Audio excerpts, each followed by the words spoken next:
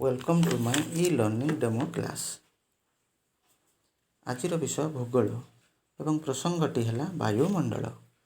प्रसंग को जीवा पूर्वर आसतु पृथ्वी और तार विभिन्न मंडल विषय संक्षेप जानिबा। पृथ्वी सौर जगतर एकमात्र ग्रह जेउठी जीवजगत तिष्ठि रही। एथिरे जीव सृष्टि हेबापाई और तिष्ठि रहिबापाई माटी, पानी, पवन और उत्ताप भली उपादान मान रही।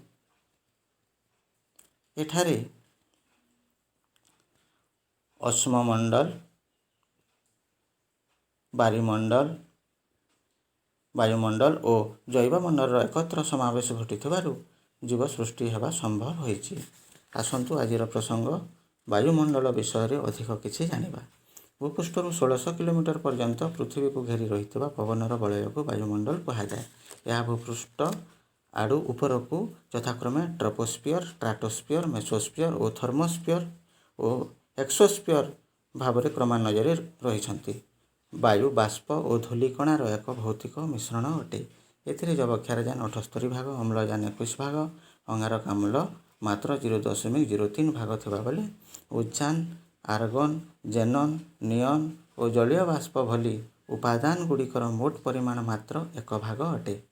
जबक्षारजान जीव जगत अभिवृद्धि साहाय्य करुवा बेले अम्लजान और अंगारकाम्ल श्वास प्रश्वास नेबारे साहाय्य करिथाए। अंगारकाम्ल उद्भिद मानकर खाद्य प्रस्तुति प्रक्रिया साहाय्य करिथाए। उद्भिद और प्राणी जगत मध्य अम्लजान और अंगारकाम्लर आदान प्रदान होई परिवेश रे संतुलन बजाय रहे। शेष में एतिकी कहबी जे वायुमंडल बिना प्राणी जगत और उद्भिद जगतर परिकल्पना असंभव अटे। घर बाहर को गले मास्क पिंधतु और सोशल डिस्टेंस मेंटेन करंतु। Stay home, stay safe. वीडियोटी भल लगिले मोर चैनल टी को सब्सक्राइब और शेयर करने को जमारू भूलिबे।